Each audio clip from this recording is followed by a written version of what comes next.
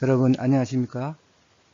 이번 시간에는 제3장 조직 이론에 대해서 강의하도록 하겠습니다.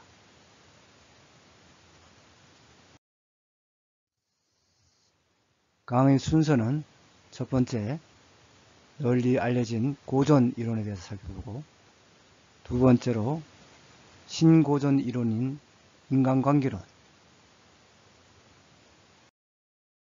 다음 세 번째로 상황이론, 개연성 이론이라고 합니다. 네 번째로 체계 이론에 대해서 살펴보고, 다섯 번째로 조직 환경 이론, 끝으로 현대 조직 이론에 대해서 강의하도록 하겠습니다.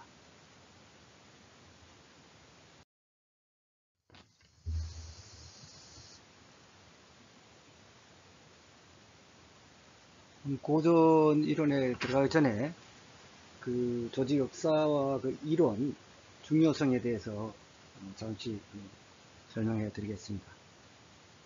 그 조직의 역사는 인류가 공동체를 이루었을 때부터 시작되었다고 볼 수 있습니다.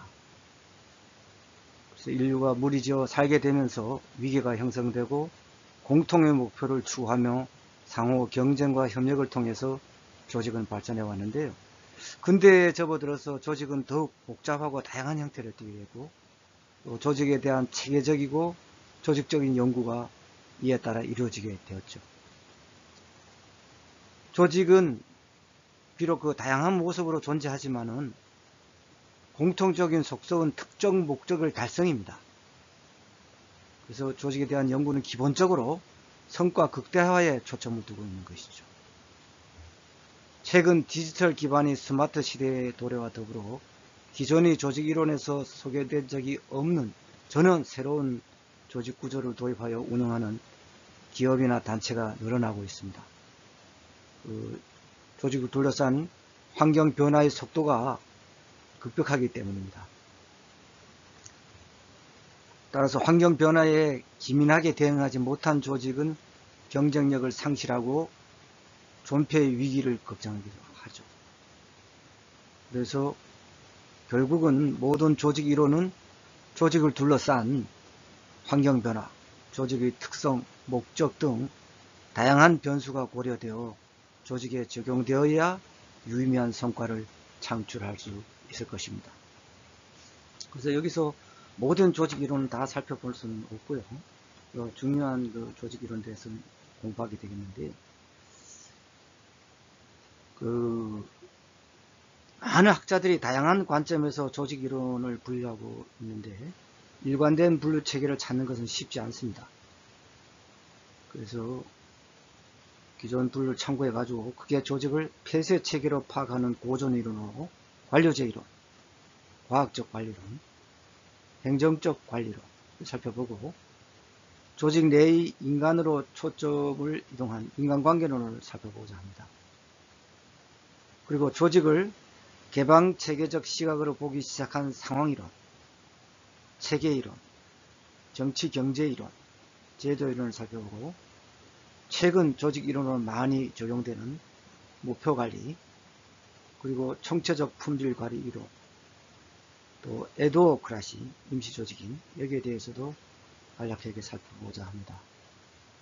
그 왈도의 조직 이론이 또 기본인데요. 잠깐 살펴보면은 주요 이론은 고전적 조직 이론은 과학적 관리론과 행정관리론, 관료제론을 들고요. 신고전적 조직 이론은 인간관계론, 환경유관론, 또 현대적 조직 이론은 체계이론, 상황이론으로 분류했습니다. 인간관은 고전적 조직 이론은 합리적, 경제적 인간관, 신고전적 조직 이론은 사회적 인간관, 현대적 조직 이론은 자기실현적 복잡한 인간관이고요.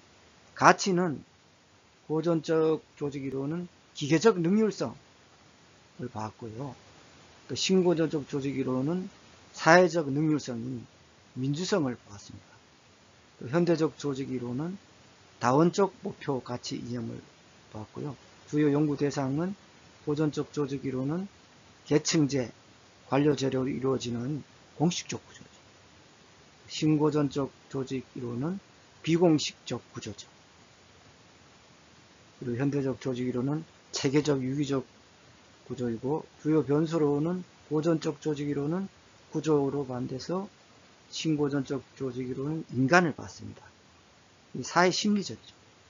그리고 현대적 조직 이론은 환경을 봤고, 환경관계는 고전적 조직 이론은 폐쇄적이고, 신고전적 조직 이론도 폐쇄적이지만은 고전적 조직 이론보다는 좀 완화된 그런 폐쇄적 환경관계를 택하고 있습니다.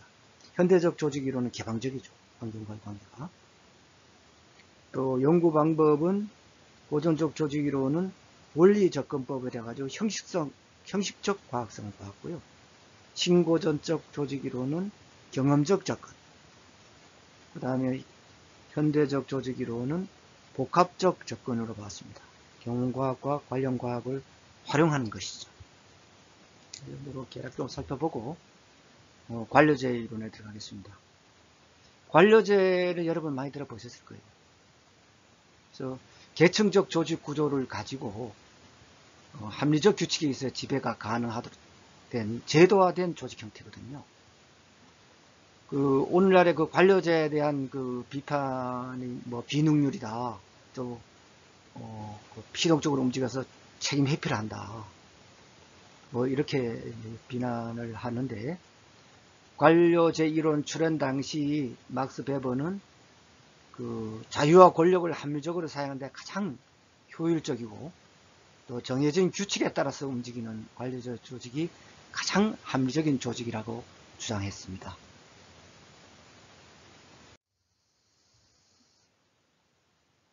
다음 그럼 관료제의 특성에 대해서 6가지 나누는데요. 이거를 한번 살펴보겠습니다. 그래서 이 관료제의 특성은 여러분들이 이걸 좀 기억을 좀 해주셨으면 좋겠습니다.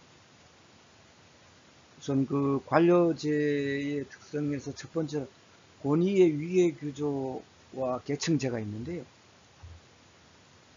이것은 권리와 책임에 따르는 권위의 위계가 있어가지고 합법적으로 상급자나 하급자를 통제하고 감독하는 것입니다. 다음 규칙과 규정입니다. 직무 배분이나 인력 배치 등을 포함한 조직의 기능은 일관된 규칙과 규정에 의해서 이루어지죠. 그러니까 어떤 사람의 어떤 감정이라든가 전통적 권위라든가 카리스마적 권력자에 의해서 이루어지는 게 아니라 일관된 규칙과 규정에 의해서 업무 처리가 이루어지기 때문에 어떻겠습니까? 조직이 안정성을 찾겠죠. 그리고 계속성이 부여되겠죠. 규칙과 규정에 의해서 처리하니까. 그 다음에 사적 감정이 배제됩니다. 공사가 분리되는 것입니다. 공적인 업무와 사적인 업무 이걸 이제 분리해야 되겠죠.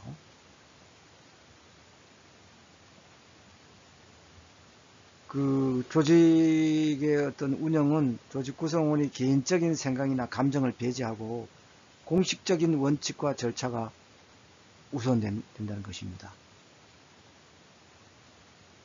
다음 분업과 전문화입니다. 조직 구성원들에게는 조직의 모든 과업을 나누어 가지고 분담해야 되겠죠. 그렇게 분업되고 이러면은 당연히 더 전문화가 이루어지겠죠. 그 분야에서 일하니까 그 분야에 대해서는 전문가가 될 것이다. 다음 경력 지향성입니다. 개인의 업적보다는 일정한 규칙으로 정해진 연공서열에 의해서 인사관리가 이루어지죠. 다음은 이제 능률성을 강조하는데, 사실 관료제의 뒤에 나옵니다만은 그런 역기능 폐단이 없지는 않습니다만은 그래도 조직에서 상당히 중요하게 다룹니다. 기본으로 상당히 그 생산성과 능률성에서는 상당히 중요한 작용을 한다.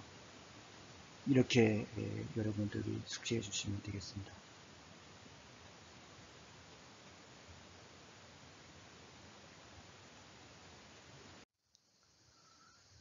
그럼 관료제의 순기능하고 역기능을 한번 구분해서 정리를 해봤는데요. 우선 관료제의 특징에서 그러면 권위의 유의 구조에서 순기능은 뭐냐? 엄격한 지시 이해원과 조정이 이루어지죠. 그건 이제 좋게 작용하는 것이고 이제 긍정적이죠. 이제 역기능은 부정적으로 작용하는 것은 이렇게 엄격한 지시와 이행 또 조정 통제 이게 계층제의해 가지고 유계 구조에 의해서 위에 상사가 하급자한테 지시 조정을 하는 것이죠. 계층이 돼 있으니까. 지금 뭐 각각 기관의 기본은 그렇게 되어 있잖아요. 사실은 기관 단체가. 이럴 경우에는 그 부정적인 요소는 의사소통이 저해야 된다 이거죠.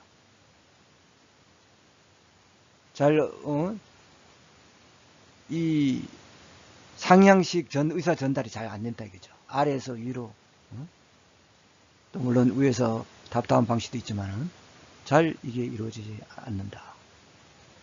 그리고 그러다 보니까 아래에서는 이게 무슨 일을 하는지도 잘 모르는 거예요. 이게 사실은. 그러다 보니까 무사 안일주의에 빠진다 이거죠. 이게 역기능이고 위계 규조에 따라서 다음은 규칙과 규정에서 일한다 했죠. 근데 이제 순기능은 긍정적인 요소는 이제 지속성과 통일성이 이루어지죠. 그죠? 그래서 오래 이루어질 수 있고 규칙과 규정에 의해서 거기에 따라서 다 일을 처리하니까 당연히 통일성이 이루어지죠. 근데 역기능은 부정적인 요소는 너무 경직된다. 그리고 목표가 전치다. 이게 목표가 오히려 수단이 목표를 위한 수단이 오히려 뒤바뀌는 현상이 나타난다 이거죠. 그래서 그 다음에는 뭡니까? 문서주의를 해야 된다 이거죠. 이런 그 역기능이 있고 그 다음에 사적 감정 배제는 당연히 합리성이 확보되겠죠. 이게 관료제는 엄격하니까 공사를 분명히 구분해야 되니까.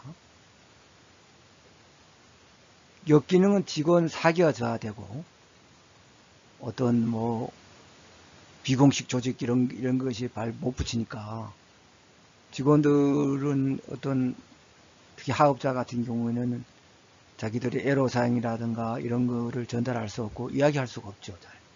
그러면 직원들이 사기가 저하되고 비인간화된다 이거죠. 또 분업을 해가지고 전문성이 아까 말씀드렸죠. 전문성이 강화되는 반면에 너무 단조로운 자기 분야에만 이제 일을 하고 이렇기 때문에 직무에 대한 권태가 되고 시야가 이제 협소화 좁게 되겠죠. 또 각 부서의 자기 어떤 이익을 위해서 이 통합을 안 하고 통합적인 그런 행정을 안 하고 자기 부서만 지나치게 감싸고 자기 부서 위주로 하는 걸 보고 부서 할거주의라 그래요. 이런 폐단이 있다 이거죠. 다음 경력 지향성은 순기능은 조직 구성원들에도 유인 체계가 또 되긴 되겠죠. 그렇지만 연구원과 업적 간에 어떤 그 갈등이 있죠. 이런 것도 역기능으로 작용할 수가 있습니다. 그래서 관료제는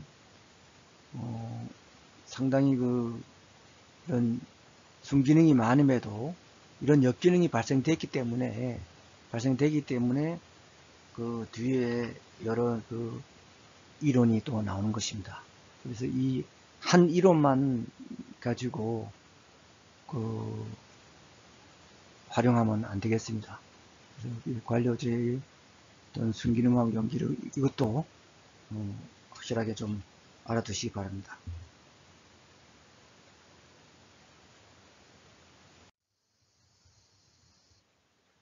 그래서 관료제에 대한 비판은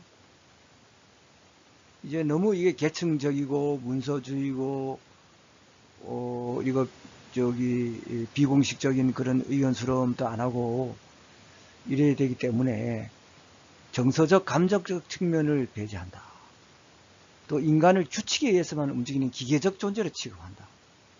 또 인간을 둘러싼 환경의 영향을 고려하지 않는 폐쇄적 관점이다.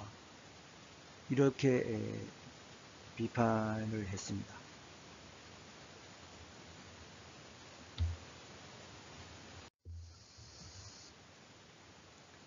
그래서 그 사회복지 조직의 적용이 있는데요. 그 사회복지 조직도 일정 수준 관료화가 돼 있죠. 그죠?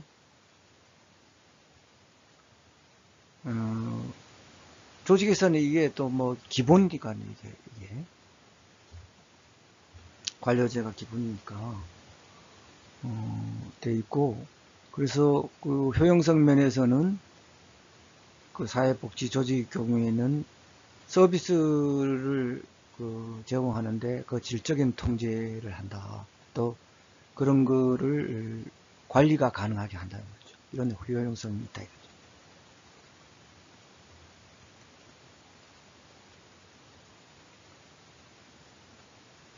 그래서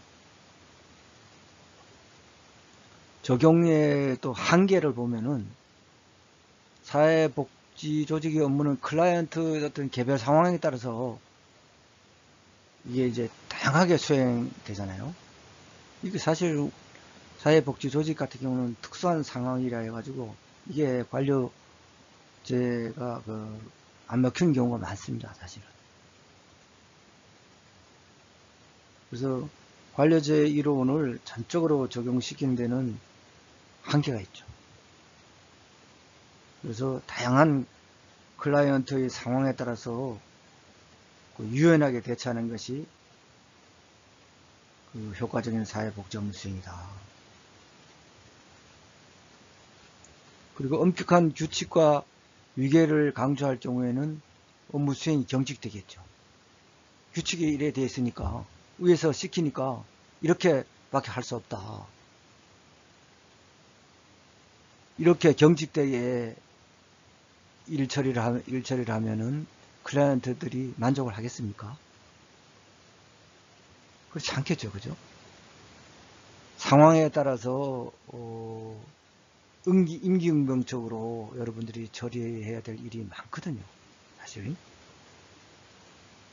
그래서 어떤 그 사회복지관 같은 경우에도 물론 뭐 미리 약속을 하고 찾아와서 면담을 또 요청하고 또 상담도 받고 하게 해야 되겠지만은, 그렇지 않고 불쑥 찾아오거나 와서 또 여러분을 감당하지 못할 그런 요구도 하고 또 호칭 같은 것도 또 심하게 막 이렇게 했을 경우에 어떻게 처리해야 될 것인가. 뭐 면담 같은 경우는 미리 신청을 안 하고 왔다 해가지고 바로 뭐 다음에 면담 신청하고 오세요 이렇게 보낼 수도 없잖아요, 그죠?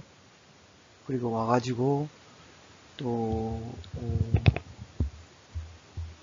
급하다고 이렇게 막 얘기를 했을 때 일단 좀 흥분했을 때는 좀 흥부를 깔아앉힐 때까지 여러분들 좀 기다려주고 차분한 자세로 그렇게 맞이해주고 이런 그 임기응변을 처리할 경우가 많거든요. 그리고 뭐 도저히 감당 이게 못할 때에는 또 어떤 그 보호 조치를 또 해야 되고 또 그분들 또 아는 또 저기 그 사회복지사나 또 선임들한테 또 이렇게 또 부탁도 또 할 수 있겠죠. 그런 그 융통성이 있어야 되거든요. 그래서 변화에 대한 그 재량권 융통성이 이렇게 제한되는데 관료제는 이런 이제 한계가 있다 이거죠.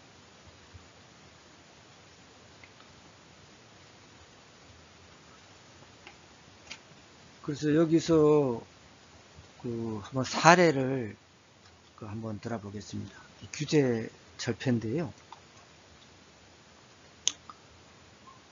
전남 목포의 대불공단 지면로 양쪽에는 전신주가 세워져 있어서 선박 제조용 대형 건조물과 크레인이 출입하는데 많은 어려움이 있었습니다. 이 전신주 이전에 대해서 꾸준히 관계 당국에 요청했지만 8년 동안 개선된 바가 없었습니다. 그때 이게 교통이 이게 불편하다고 뉴스에 몇 번 나왔습니다, 사실 이게. 그런데도 해결 안 됐어요, 사실. 그러다 우연한 기회에 이명박 대통령이 이제 알게 되었고, 대통령이 지시를 내리자마자 5일 만에 이전이 이루어졌답니다. 민원이 제기에도 불구하고 개선이 이루어지지 않는 이유는 도로는 한국도로공사, 전신주는 한국전력, 그 다음에 대불공단은 산업자원부가 나누어 관할하고 있어 서로 책임을 미루고 있었기 때문입니다. 어떤 그런 사정보다는 원칙에 준수한 나머지 이 상황 변화에 따른 융통성과 인간에 대한 배려를 상실한 대표적인 사례라고 볼 수 있을 것입니다.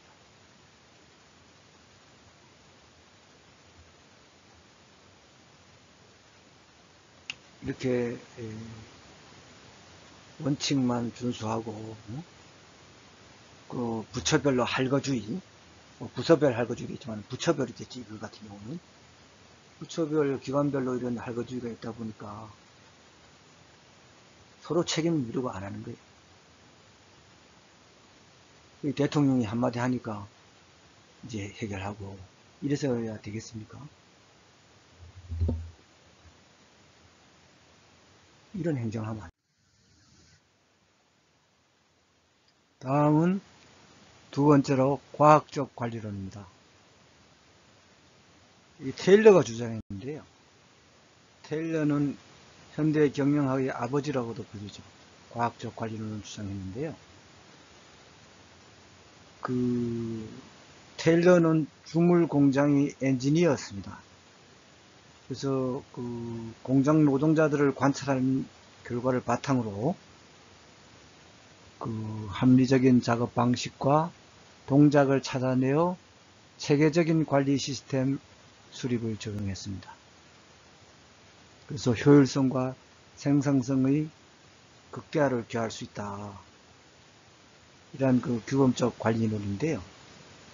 1911년 발간된 그의 책 과학적 관리론 서문에서도 밝혔듯이 사람들이 노동에는 많은 비효율적 요소가 있다. 이로 인해서 막대한 손실을 막기 위해서는 효율적인 동작을 찾아내 가지고 체계적인 관리 시스템을 적용해야 된다고 주장했습니다. 그러니까 불필요한 동작 이런 건 다 빼고 아주 효율적이고 아주 이런 동작만 찾아내고 내서 그러한 체계적인 관리 시스템을 수립해서 적용해야 된다는 것이죠. 이렇게 할 때 효율성과 생산성이 극대화된다. 이러한 관리론입니다. 그래서 생산성에 기초한 조직관리론인데요. 과학적 분석을 바탕으로 한 그런 체계적이고 효율적인 작업 방식은 생산성을 증대시키고 동시에 또 차별적 성과급제를 통한 노동자의 보상도 가능하게 해요. 결과적으로 노사협력도 가져올 수 있다는 그런 낙관적인 견해도 가지고 있었습니다. 그러니까 효율적으로 일을 해서 성과를 많이 낸 노동자에게는 보상을 주고 그렇지 못한 노동자에게는 보상을 하지 않고 이런 차별적인 그런 대우를 한 것이죠. 그래서 오로지 그 생산성에 기초한 그 조직 관리론을 주장했다. 이렇게 말할 수 있을 것입니다. 내용을 한번 살펴보겠습니다. 교재 57쪽에 있는데요. 정말 무섭게 한 것 같아요. 과학적 업무 분석 작업자들이 작업 중에 사용하는 근육의 움직임, 또 신체 활동까지 기록하고, 그래서 가장 합리적인 작업 방식을 찾아낸다 이거죠. 그리고 최고 생산량을 달성한 작업자를 기준으로 전체 직원이 달성해야 할 생산량을 정해서 각 직원들 간의 직무 성과의 차이를 평가할 수 있는 기준을 마련한다 이거죠.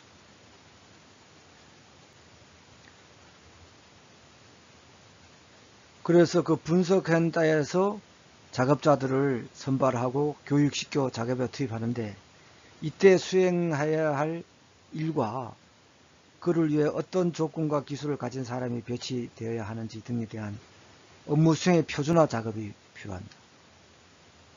또 관리와 실제 작업의 분리, 작업자는 일을 수행하고 관리자는 이제 일을 계획, 조직, 통제하는 이런 역할로 이제 분류를 해갖고, 관리자는 어떤 그 기획, 조정, 통제를 하고, 또 실제 작업하는 자는 일을 수행하고, 일을 수행하는데 조금 전에 말씀드린 바와 같이 그런 그 업무 수행의 표준화에 따라서 이제 일 처리를 하는 거죠. 이때 이제 모든 직무는 분업 원칙이 적용되는 거죠. 그래서 성과급 제도를 통한 경제적 보상과 과학적 관리 방식을 적용해서 그 노동 시간이 아닌 생산물의 양, 질에 따라서 임금을 지급하는 거죠. 그래서 과업을 잘 수행한 작업자에게는 이제 보상을 주고, 또 잘 수행하지 못한 작업자에게는 낮은 임금을 줌으로써 조직의 생산성을 극대화하려는 것이죠.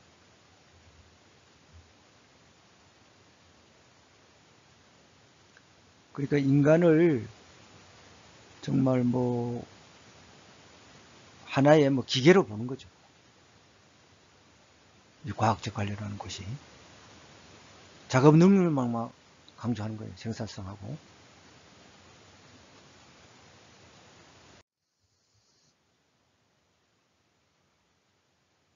그래서 사회복지 조직의 적용은 업무 분화를 하고, 그것도 분업체계, 그 다음에 서비스 전달에 대한 표준화, 뭐 동작이나 이런 시간 같은 거, 이런 거를 가장 그 효율적으로 달성한, 그런데 이제 기준을 두니까, 그죠?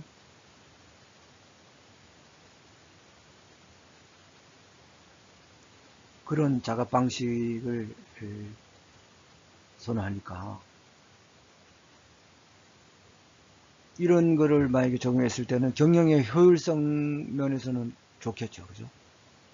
그렇지만은 또 폐단이 있죠.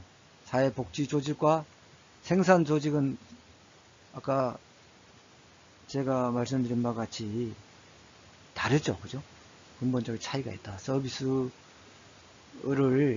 어떤 기계적으로 표준화되게만 딱 이렇게 할 수가 없다, 이거죠. 물론 그거를 무시는 할 수 없지만은 그 질적인 서비스, 뭐 효과성 이런 것도 중요하다 이거죠. 생산의 극대화 중요하지만은.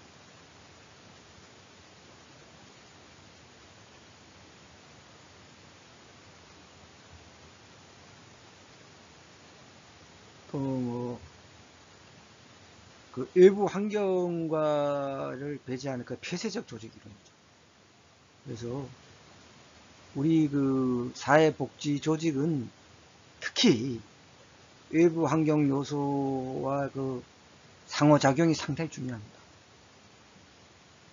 그래서 업무를 긴밀한 관계 속에서 여기서 자원이 없으면은 다른 단체나 기관 이런 데서 또 연결을 해야 돼요. 그래서 서로 상호 간에 그 유기적인 협조 이런 지원 체제가 필요한 것이 특히 사회복지 조직이거든요. 요 점을 여러분들이 특별히 기억해 주시기 바랍니다. 그래서 사회복지조직은 다시 한번 말씀드리면은 사회복지조직은 일반 그 기관에서 하는 관료제 이거하고는 많은 차이가 있다. 어떤 그 환경과의 그 외부 환경과의 긴밀한 관계에 있어서 업무가 이루어지고 또 사람들의 어떤 그 규칙이나 규정 그런 계층제에 의해서 딱딱 이루어지는 그런 경직된 그런 거는 좀 어려움에 처할 수 있거든요. 그래서 좀 감정적으로 살피고 좀 유연하게 융통성 있게 이렇게 행정 처리를 해 나가야 되겠다. 그걸 강조하고 싶습니다.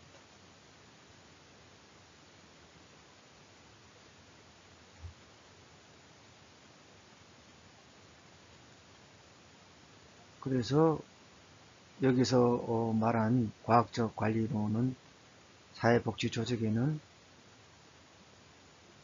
그 적용하기가 어려운 부분이 많습니다.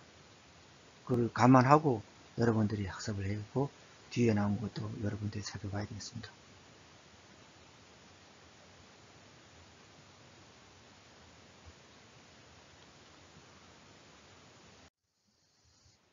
다음 행정적 관리론입니다.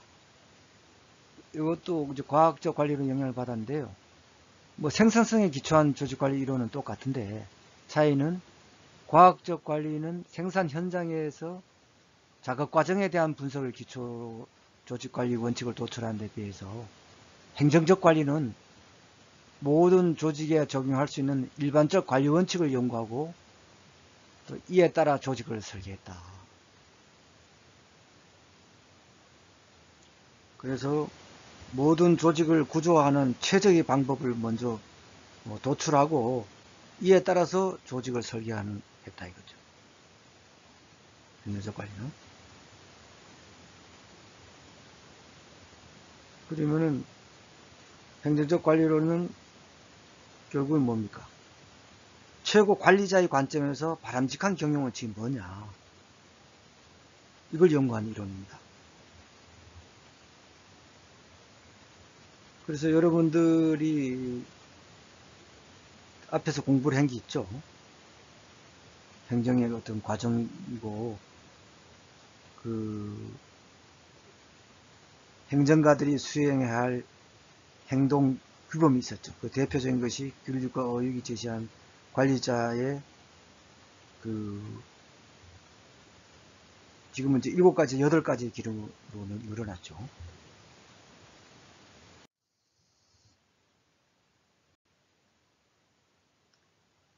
다음은 행정적 관리론에서 행정에 필요한 전형적 관리 기능 8가지에 대해서 설명하겠습니다. 행정적 관리론에서는 행정에 필요한 전형적인 관리 기능을 분류하고 행정가들이 수행해야 할 행동 규범을 제시했죠. 그래서 그 사회복지 행정이 그 조직을 통해 이루어지는 과정은 그 여러분 잘 아시죠? 앞에서 배웠는데 일반적으로 그 포스트 고브라고 규율과 어익이 제시했는데요. 살펴보면은 기획, 조직, 인사, 지시, 조정, 보고, 재정 여기에 이제 하나를 더 추가해서 평가 여기까지 해가지고 8가지인데요. 여기에 이제 포스트 코브에다 E를 이제 하나 더 추가를 하죠. 그죠? 그래서 이 모든 행정에서 사회복지 행정가에 의해서 필수적으로 수행하는 관리 기능이죠.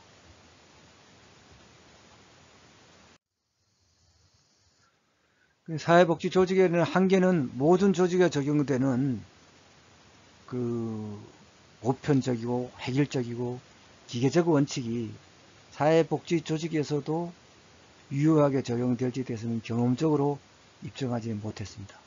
이런 비판이 있고, 또 개인적인 동기라든가 리더십, 또 비공식 집단, 이런 그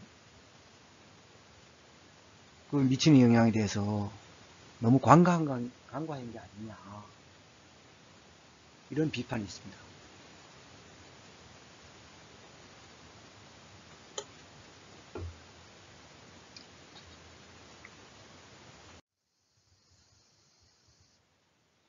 다음 두 번째로 인간관계론입니다. 이걸 보고, 이것도 메인 앞에 같이 폐쇄적인 그런 이론인데, 인간관계론입니다. 이거는. 근데 신고전 이론을 그래요. 그래서 하버드 대학의 메이오와 웨슬리스버거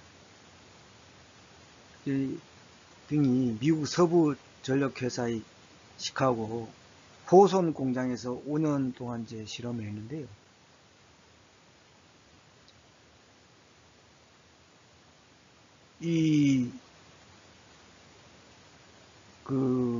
당초에는 과학적 관리론이 과연 생산성을 증대시키는지 검증하려 했습니다.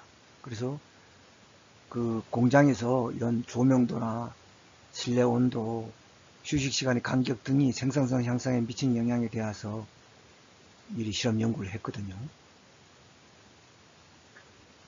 현 결과 이런 그 조명도라든가 실내 온도 이런 것이 이런 거 기술적인 요인보다는 심리적인 요인이 더 많은 영향을 주더라, 인간관계에.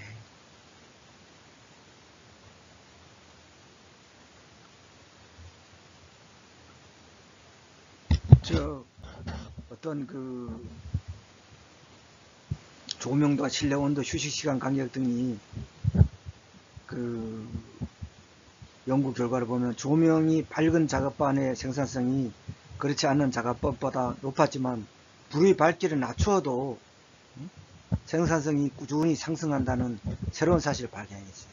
또 사이가 좋은 여성 노동자끼리 팀을 이루어 이런 전화 계전기 조립 실험을 한 결과 작업 능률에 영향을 미치는 것이 노동시간이라든가 급료, 휴식시간 등이 아니라 작업에 대한 자부심, 또 자기 표현의 기회 등의 요인이 밝혀졌습니다.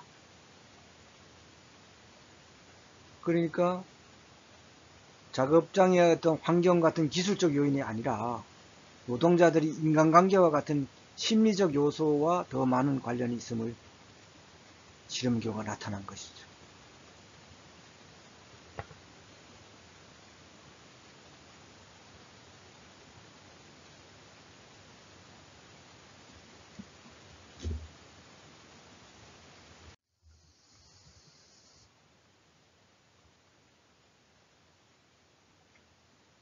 다음 맥그리거의 XY 이론인데요.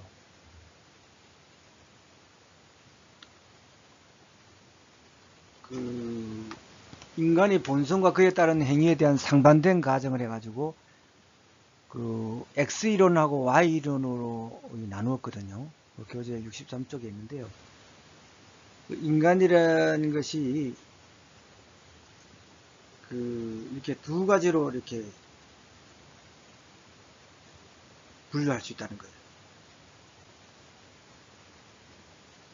1960년대 맥그리거 등에서 새롭게 관심을 인간관계론에서 나오는데, 근데 X이론이라는 것은 인간은 일을 싫어하기 때문에 가능하면 일을 조금만 하려고 하고, 인간은 책임지기 싫어하고 회피하며 야망이 없기 때문에 그저 시키는 일만 한다. 그래서 동기부여 방식은 그렇기 때문에 통제와 지시를 하고 철저한 감독, 또 물질적 보상 하고 수직적 조직 형태다. 그래서 관리 전략으로는 규율과 물질에 대한 관리로 경제적 보상 체계를 강화하고 권위주의적 리더십, 또 상부 책임 제도를 강화하고 조직 구조의 계층성, 또 공식적 조직에 의존하고 집권제와 참여를 제한한다. 그 반면에 Y로는 어떠냐? 일이란 자연스러운 것이며 인간은 적절한 조건만 갖추어지면 적극적으로 책임 맡은 일을 완수하려고 한다 이거죠.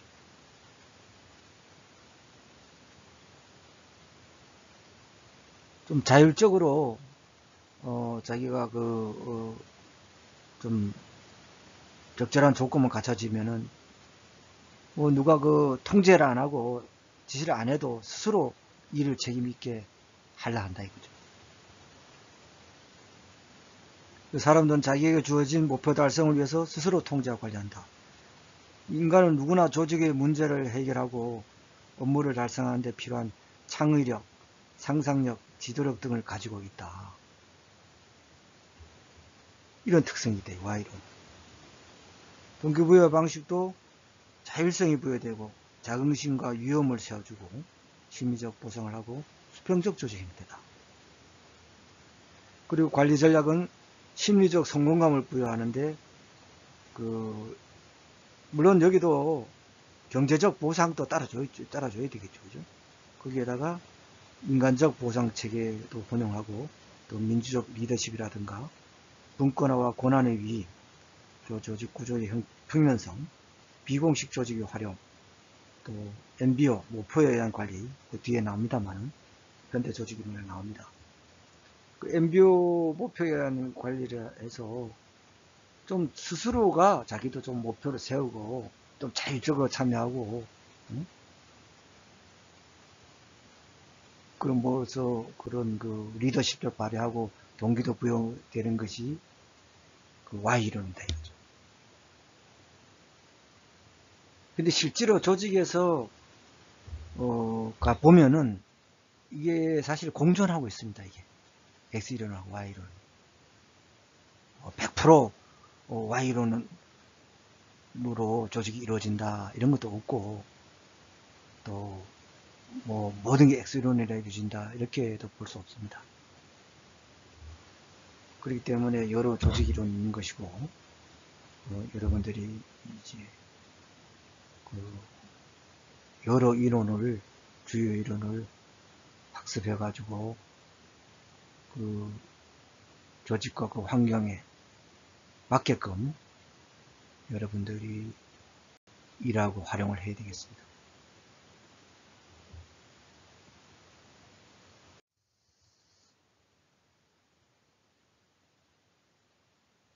그래서 모스와 로시는 그 조직에서 수행되는 업무의 성격에 따라서 해서 적용되는 이론의 효과성이 달라진다.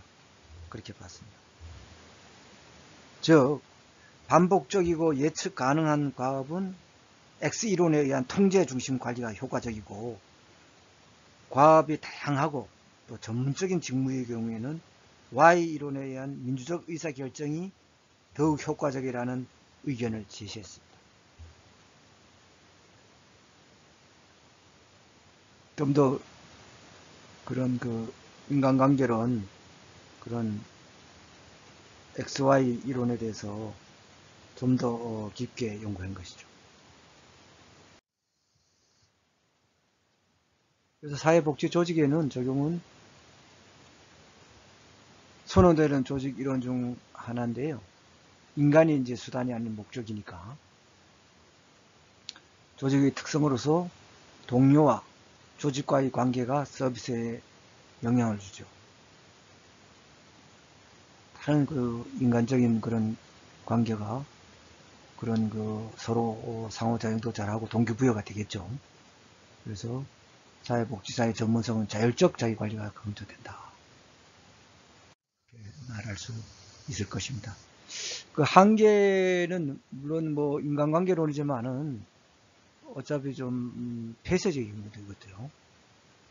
그래서 조직의 효과성을 심리 사회적 변수로만 한정해서 또 너무 심리 사회적 변수로만 한정해가지고 공식 조직이라든가 합리적 경제적 조직 관리 요소를 관가를 했다. 사실 이런 공식 조직이라든가 합리적 조직, 경제적 조직 관리가 상당히 중요하죠, 사실은. 그렇죠? 이런 심리사회적 변수만 가지고 한정하면 안 된다. 그리고 사회복지 조직이 폐쇄적이라 했잖아요, 제가 교수가. 근로 환경이라든가 외부 환경이 조직에 미치는 영향을 간과했다 이거죠. 다음 이제 상황 이론입니다. 상황 이론은 상황에 따라서 그때그때 올바른 조직 관리 방법이 달라지니까 그 상황에 맞는 조직 이론을 활용해야 된다는 거죠. 어느 조직이나 공통적으로 적용할 수 있는 유일무이한 그 딱 맞는 관리 그런 그 조직 이론은 없죠. 그렇기 때문에 유연성을 가지고 신축적으로 조직 이론을 대입해야 되겠습니다. 그래서 로렌스와 로시는 조직을 외부 상황과 상호작용하는 개방체계로 파악해가지고 외부의 변화를 수용할 수 있는 구조로 조직을 변화시켜야 한다. 그렇게 주장했습니다. 이 상황 이론입니다. 그래서 환경과 서로 상호작용하는 것이죠. 외부 환경. 개방체계로 파악하는 것이죠. 이론적인 전제는 조직 환경의 변화라든가 조직의 기술, 조직의 크기라는 상황 요소에 따라서 조직의 구조가 달라진다.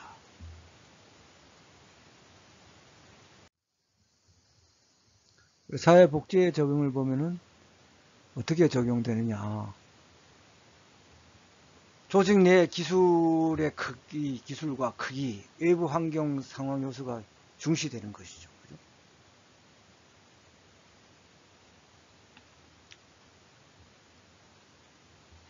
그래서 환경과 기술 크기, 거기에서 구조가 직권화, 공식화, 조정된다고 67조 교재에 그 상황 이론이 그림이 나왔습니다. 알기 쉽게.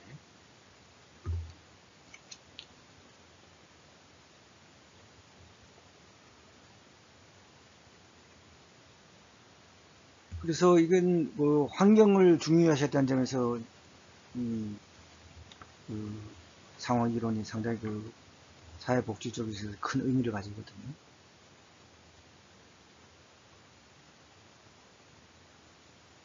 특히 이제 주변 상황의 변화에 매우 큰 영향을 받는 사회복지 조직이잖아요. 그 상황에 따라서 조직 내부의 구조를 변화시켜야 한다는 그런 상황 이론이 적용이 많은 기여를 할 수 있을 것이라고 볼 수 있을 것입니다. 신축적으로 유연하게 융통성 있게 또 외부 환경과 상호 교호작용을 하면서 적용을 해야 되겠다.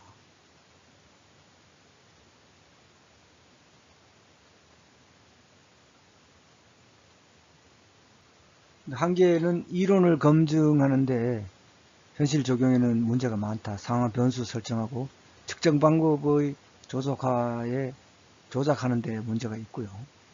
또 일정한 법칙을 또 제시하지 못하는 그런 또 한계가 있고 환경과 또 상황에 더해서 의사결정자의 어떤 가치관이라든가 의도, 조직의 목적 등의 영향을 간과하고 있다. 이렇게 볼 수 있을 것입니다.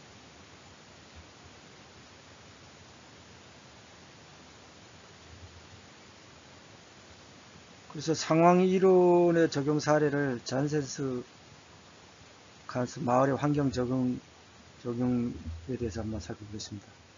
암스테르담 북쪽의 작은 어촌 마을인 잔센스 칸스라는 나무 보트를 만들어 파는 것으로 생계를 유지하던 마을이었는데, 그러나 이제 철제 배와 증기 기관의 발전을 위해서 나무 보트를 만드는 일이 사양길로 접어들게 되었는데, 보트에 필요한 목재를 자르는 동력을 위해 마을에 절비하던 풍차들도 거의 사라지게 되었습니다. 그러던 중에 산업화로 인한 공해로부터 환경을 지키기 위한 녹색운동 붐이 일어나면서 주민들은 마을을 녹색 마을로 탈바꿈시키기 시작했습니다. 남아있던 풍차를 정비하고 마을 주택들이 외벽을 초록색으로 칠했으며 마을에서 흔히 신던 나무 신발을 기념품으로 개발하여 판매를 시작했던 것이다. 사람들이 마음속에 남아있는 동화의 환상을 실현해내면서 수만 명의 관광객들이 찾아오는 마을로 변화시킨 이 사례는 환경 변화에 잘 적응하여 환경을 적응에 잘해서 발전을 이룬 그런 사례라고 할 수 있을 것입니다. 그래서 소개를 했고요. 다음 체계이론입니다. 체계이론은 조직은 각각의 기능을 수행하는 여러 하위체제로 구성되어 있다.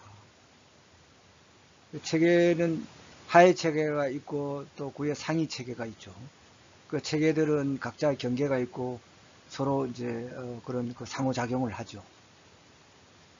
다 영향을 미치다 이거죠. 그렇기 때문에 조직 자체를 한 체계가 다른 체계와 빈번한 상호작용을 유기체로 인식한다 이거죠. 그래서 각 하위 체계는 또 역동적으로 움직이고 그렇기 때문에 이들 간의 갈등은 또 피할 수 없겠죠. 그렇기 때문에 각 체제 간의 업적을 비교하고 평가하는 것도 가능하다. 이게 이제 체계 이론입니다. 그래서 이들 하위 체계가 조직 목표에 따라서 자신의 기능을 수행해야 조직이 최적으로 기능하겠죠. 우리 사회는 각 체계가 하위 체제 있고 그 위에 중간 단계 또 체제도 있고 또 상위 체계 있어가지고 각 체계가 그 기능을 제대로 해야지 이 사회가 돌아가겠죠.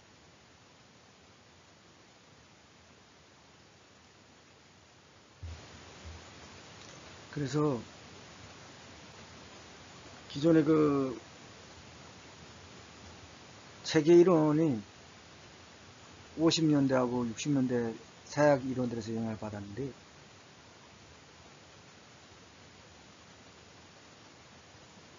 기존의 체계 이론하고 인간관계 이론, 상호 이론이 하나로 통합된 이론을 볼 수 있습니다. 그래서 앞서 설명한 고전 이론들이 조직을 폐쇄적 체계로 이해했다 그랬잖아요. 그죠? 그렇지만 구조 기능주의와 일반 체계 이론적 관점은 조직을 개방체제로 인식하기 시작했다는 거죠. 이게 좀 다르고 중요합니다. 그리고 체계 이론에서는 조직이 각각의 기능을 수행하면서 여러 하위 체제로 구성되어 있다고 봤죠. 체계도 또 이 단계가 있습니다. 하위, 중, 이제 상위 이런 체계가 연결되어 있는데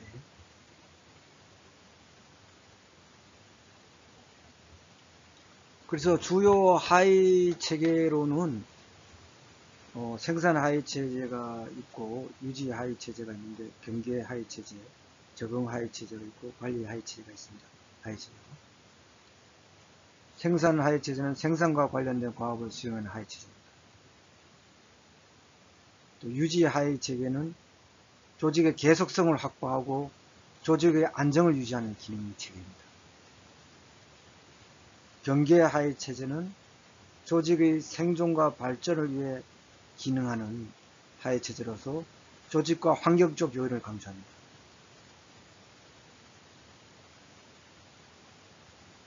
그래서 생산 지원과 제도화 체계의 두 요소를 포함하는데 생산 지원 체계는 협력과 조정을 바탕으로 하는 다른 조직과의 관계를, 또 제도화 체계는 지역사회의 지지와 정통성 확보의 기능과 관련되어 있습니다. 다음 적응 하위 체제는 연구와 계획의 기능을 담당합니다. 조직의 지적인 기능에 해당하는 체제이죠. 관리 하위 체계는 조금 전에 말씀드린 이 네 가지 그런 하위 체계를 통합하고 조정하는 기능을 하는 것입니다. 그래서 통제를 이제 하는 거죠. 관리하지. 그래서 계층 간의 갈등을 해결하고 타협, 또 조정, 재구조화 등을 통해서 외부 환경과의 조화를 꾀하는 것이죠.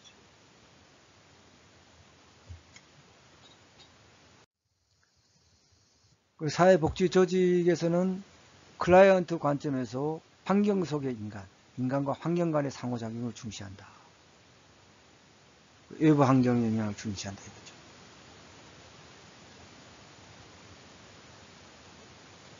한계는 유기체에 대한 이상화로 조직 역할과 업무 절차의 합리성, 조직의 정치적 특성을 너무 간과하고 있다.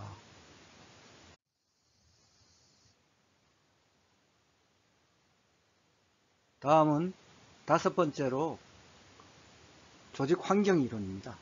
먼저 정치 경제 이론인데요. 조직 내부의 정치적 경제적 역학관계가 조직의 성패에 영향을 미친다는 그러한 이론입니다. 그래서 조직의 생존과 발전을 위한 필수 조건으로 정치적 자원과 경제적 자원을 확보하는 것을 들었습니다. 여기서 정치적 자원은 살펴보면은 조직의 설립 기반과 모든 활동의 근거가 되는 합법성과 또 조직의 목표 달성을 위한 적절한 권위와 영향력을 행사할 수 있는 권력 등을 말합니다.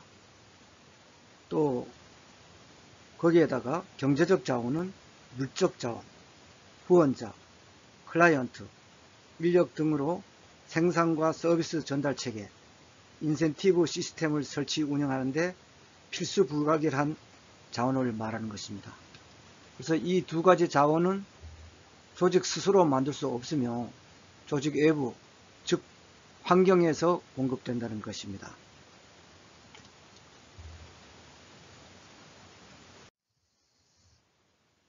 이러한 과학 환경은 조직 내부에 영향을 미치고 조직 내의 정치 역학적 역학관계는 또 조직 내 기술이라든가 의사결정에 영향을 미치고, 그래서 조직 관리자는 과학 환경을 분석하고 상황에 대처하는 완충 전략과 또 연계 전략 이런 거를 사용한다 이거죠.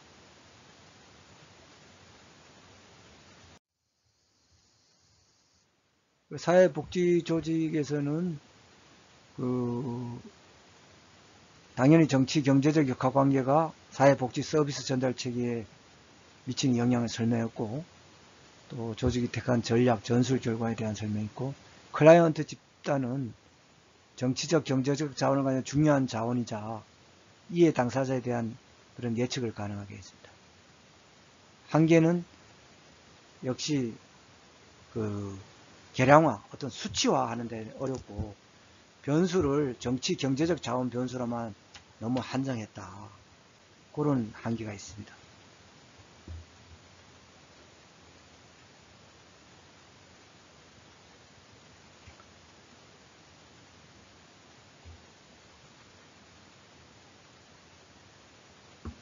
그래서 사회복지 조직은 어떻습니까? 또 다른 조직과 같이 물론 정치적 경제적 자원이 중요한 역할을 하지만은 조직을 이끌어 가는데 무형의 가치, 특히 우리가 그런 게 사회복지가 많지 않습니까?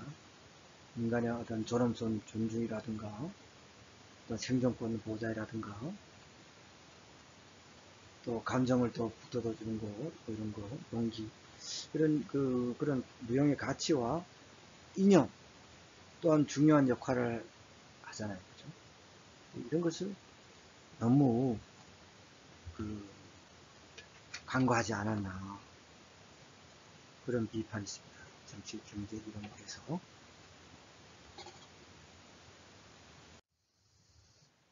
다음은 제도 이론인데요.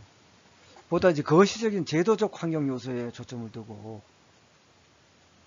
이거는 아까 말씀드린 대로 정치 경제 이론에서 정치적 경제적 자원 이거 중시와는 달리 이제 가치 이념을 이제 중요시하는 게 여기 좀 다르죠. 조직의 구조, 성격은 제도적 환경에 속해 존재하는 규범이란다 규칙에 의해서 결정한다.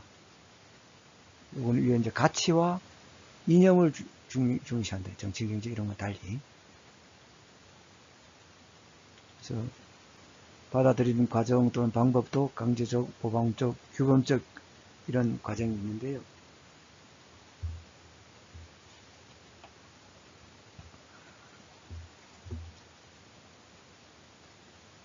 그걸 조금 살펴보면은 강요적 과정은 정부와 규제기관, 법률적 규정에 의해서 강제적으로 규칙을 받아들이는 것을 말합니다.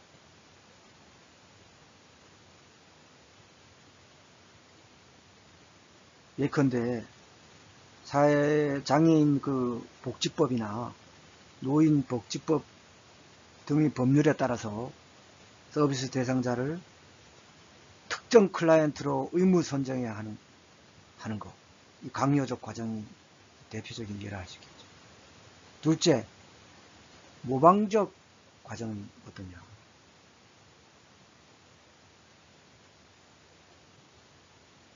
우수 조직의 성공 프로그램 관리 기법을 도입해가지고 시행하는 것이 되겠습니다. 다음, 규범적 과정은 뭐냐. 전문직의 규범을 자연스럽게 받아들이는 과정을 말하는 것입니다. 즉, 학계나 사회복지 현장의 전문가들이 특정한 프로그램에 대해서 형성한 규칙을 사회복지조직에 채택하게 되면 해당 규칙이 사회복지조직에 전이되게 되는 것입니다. 전문적 규범을 자연스럽게 받아들이는 과정입니다.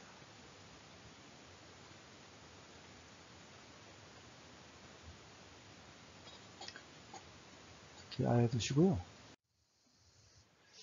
사회복지조직에는 우리나라 사회복지조직에 대한 이해를 도모하고 이념 또는 가치에 대한 정당성을 확보하고 정부와 전문직의 제도적 규범이 강하다. 법률에 의한 규제죠. 제도적 환경 이런 일이 적용되고요.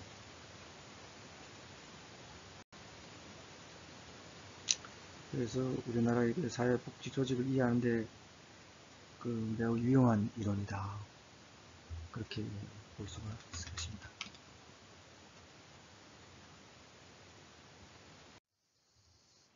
제도 이론은 그 정도로 살펴보고요. 다음은 이제 현대 조직 이론인데요. 우선 이 목표 관리, 이 MBO인데요. MBO. 이거는 뭔가 하면은 이게 이제 트러그가 경영관리 실제에서 처음으로 사용한 용어인데요. 목표 관리. 이게 단기적 이제 목표를 명확히 이제 설정하고 이게 참여를 하는 것입니다. 이게 이제 스스로 참여를 해서 상급자고 목표를 정하는 것인데요. 그래서 단기 목표를 명확히 설정해 가지고 참여를 통해서 조직 단위와 구성원들이 실천해야 할 생산 활동을 단기적 목표를 명확하게 설정해 가지고 그에 따라서 생산 활동을 수행한 후에 활동 결과를 평가하고 완료하는 관리 체제를 말하는 것입니다. 그래서 현대 조직 이론은 중요하니까 여러분들이 꼭 알아두시기 바랍니다.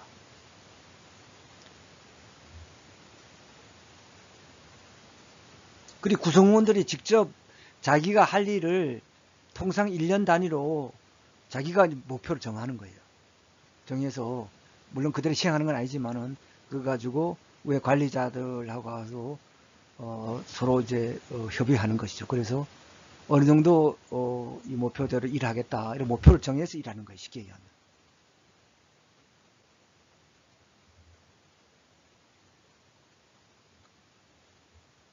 그래서 이제 MBO Management by Objectives 해가지고 MBO라 그랬는데요. 여러분 알아두시기 바랍니다. 사회복지 조직에서도 업무 계획을 통해서 시간 및 자원을 효율적으로 활용할 수 있고 업무의 배분도 합리적으로 운영할 수 있겠죠. 자기가 할 수 있는 일을 목표를 구체화시켜가지고 일하니까, 그죠? 그리고 조직 구성원들이 직접 참여해가지고 목표를 정하니까 피동적으로 목표가 주어지는 걸 그냥 피동적으로 따라가는 게 아니라 자기가 일할 거를 목표를 세우니까, 그죠? 그러니까 당연히 참여자의 동기도 유발되겠죠. 또 관리자와 구성원 간의 협력과 의사소통이 되겠죠. 조직 내에서는 민주화를 가져오겠죠. 그래서 목표 설정에 조직 구성원이 참여를 한다. 그러니까 당연히 동기가 유발되고 또 관리자와 구성원 간에 협력을 하고 의사소통을 해가지고 조직의 내적으로 민주화를 가져온다. 그죠?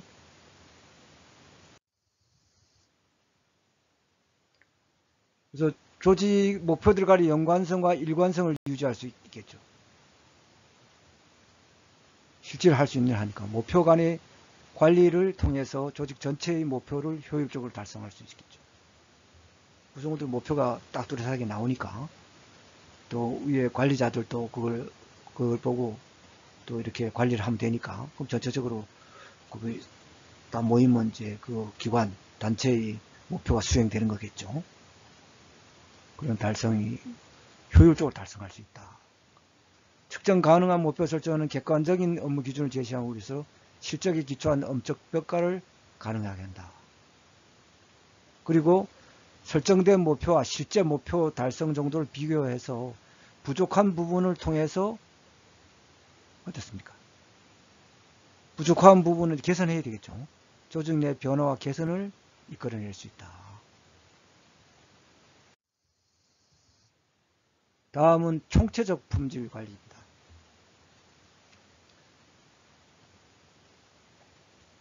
이것도 이제 일본에서 나온 거를 일본 기업들이 최종 생산물을 아주 그 결함 없이 잘 만드는 데서 에 대해서 1980년대에 초반부터 미국 기업에서 이걸 좀 배우자 해가지고 적용되기 시작한 그런 경영 기법이거든요. 이거는 말하자면 TQM이라고도 하는데 이게 그 총체적 품질 관리를 해가지고 토탈 퀄리티 매니지먼트거든요. 그래서 소비자에 대해 최대 만족을 추구하기 위해서 조직 문화와 서비스 질 향상을 위한 효과적인 관리 기법을 한 것. 그래서 통합적으로 운영하는 것이 조직 관리 기법인데 처음서부터 아주 계획부터 소비자 어떤 만족에 거기다가 주안점을 두고 관리해 나가는 것이. 그래서 소비자에 초점을 둔다. 두 번째는 총체적으로 적용한다 이거죠. 그리고 일관성 있게 한다. 또 개인 그런 것보다도 시스템을 강조한다. 또 지속적인 개선이고 직원 인파워먼트 어떤 전체 조직을 위해서 헌신한다. 이게 이제 주요 내용인데요. 조금 더 부연을 설명하면은 소비자에게 초점하는 고객이 가장 중요한 서비스 질이 결정자다 보고 어떻게 하면 고객들한테 만족할까? 우리나라도 기업 이런 데서 이거를 이제 많이 적용하죠. 또 총체적 적용은 뭡니까? 서비스 질이 생산 초기라든가 서비스 계획 단계에서부터 제품 또는 서비스의 구성 요소가 되어야 된다는 것이죠. 서비스 질이. 또 일관성은 고품질의 서비스를 확보하기 위해서는 서비스의 변동 가능성을 미연에 방지해야 된다. 쭉 같아야 된다. 또 시스템 강조. 아까 말씀드렸죠. 개인적인 그런 노력이 아니라 시스템 내부에서 일하는 직원들이 어떤 협력적 활동 결과로 나타나야 된다. 다음 지속적으로 개선이 이루어져야 된다. 고품질의 서비스는 투입과 과정에 대한 지속적인 개선 노력을 요구하고요.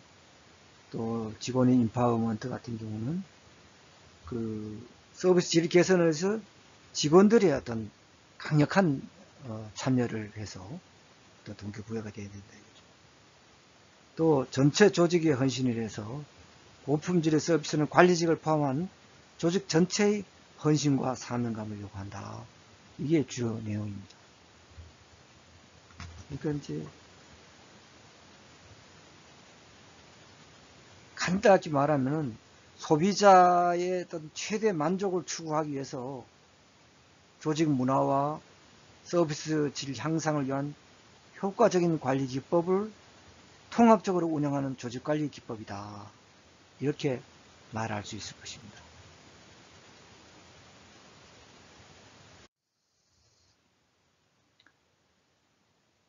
그래서 1980년대 후반 들어서부터 공공행정 부문과 사회복지 서비스 조직에도 적용되기 시작했습니다.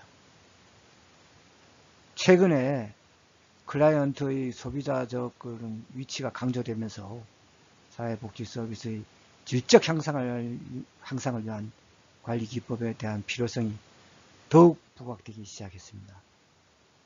그러니까 여러분들이 꼭 알아두셔야 되겠죠.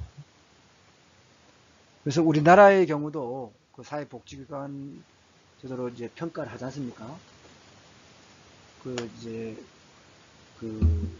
POSC나 바우처 이런 그 POSC는 Purchase of Service Contracting인데요. 서비스 계약 구매 방식이죠. 민간 계약 기관이 서비스 제공 그 비용 민간 계약 기관이 하고 서비스 제공하고 그 다음에 비용을 정부가 부담하는 방식이죠. 바우처도 뭐 증서 형태인데 그 비용은 쿠폰제인데 비용은 이제 기관 정부에서 부담하는 거죠.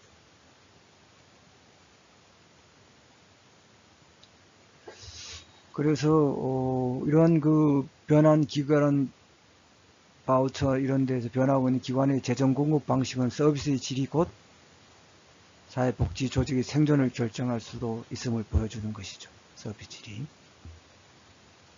이런 증서나 POSC 이런 그 서비스 계약 구매 방식 같은 경우도 어떻게 하면 사회복지를 좀 질적으로 향상시켜 볼까 하는 그런 정책이죠. 그렇지만은 한계는 이 사회복지 서비스라는 게 효과성이 질을 측정할 수 있는 객관적이고 타당한 척도가 부족합니다. 사실. 그래서 TQM 이후의 질적 향상을 증명하기 어렵다는 그런 한계를 가지고 있습니다. 다음은 끝으로 에드호크라시입니다. 이거는 이제 임시적인 조직인데요. 여러분들 뭐 타스크포스라고 들어보셨는지 모르겠습니다.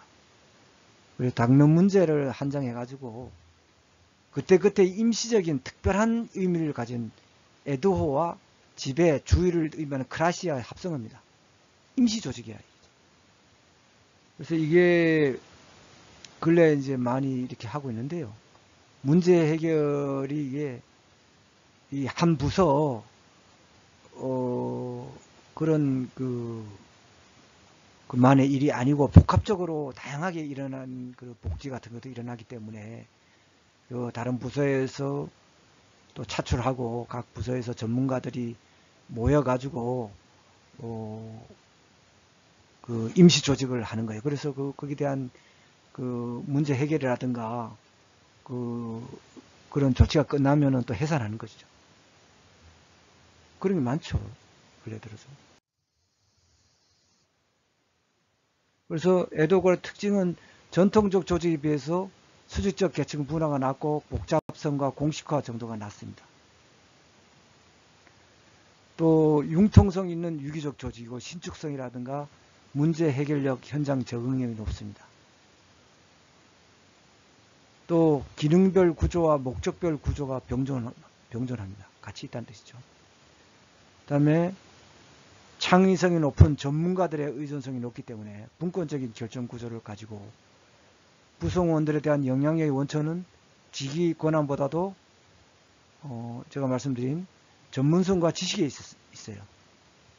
그런 그 태스크포스에 오는 사람들은 뭐 직급이 이렇게 좀 낮은 사람들도 와요, 사실은. 근데 그런 그 직이라든가 뭐 어떤 그런 것보다도 그 사람의 어떤 전문성과 지식이 있기 때문에 그 분야에 대해서 차출하거든요.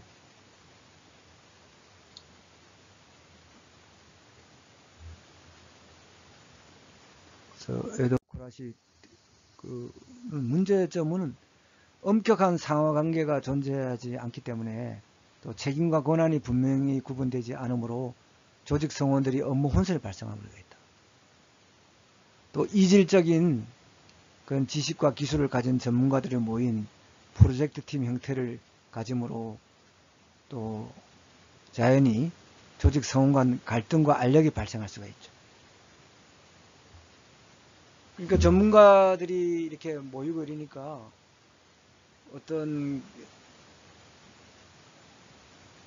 그런 그 뭐 복무라든가 이런 관리 이런 거 할 때 사실 그 직속 상관이 아니기 때문에 좀 어려움이 있죠. 각자 주장도 좀 강할 수 있고, 그렇지만 그 리더십을 발휘해가지고 어떤 통합된 노력이 있어야 되겠죠, 그죠?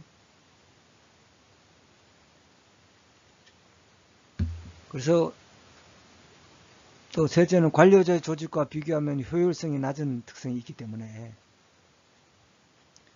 관료제 수준의 정확성과 엄격성은 확보하기 어려울 가능성이 높다. 그렇죠. 관료제는 어떤 인간성, 너무 경직성, 계층성 이런 게 있지만은 이 정확성과 엄격성은 어떤 이론보다는 높죠. 그러니까 이제 이 관료제도 기본이니까 확실하게 알아두셔야 되겠습니다.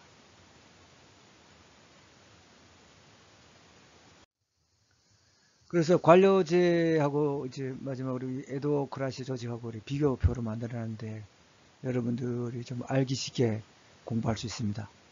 이 조직 구조의 3대 변수 측면에서 보면은 복잡화에 대해서는 관료제가 높죠. 에도크라시는 낮죠.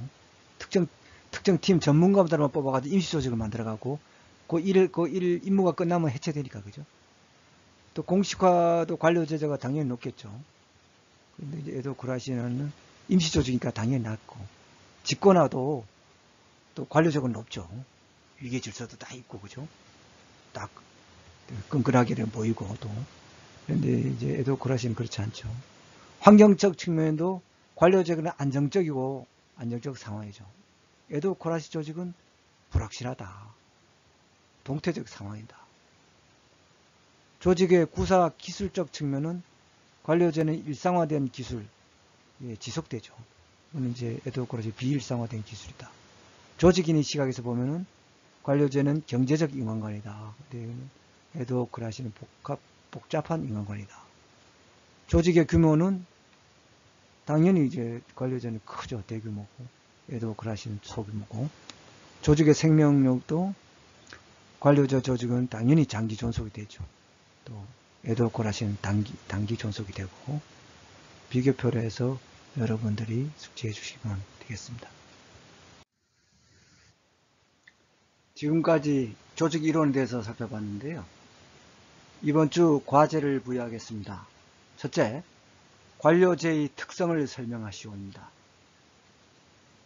둘째, 현대 조직 이론 중에서 총체적 품질 관리 TQM 이론에 관하여 설명하시옵니다.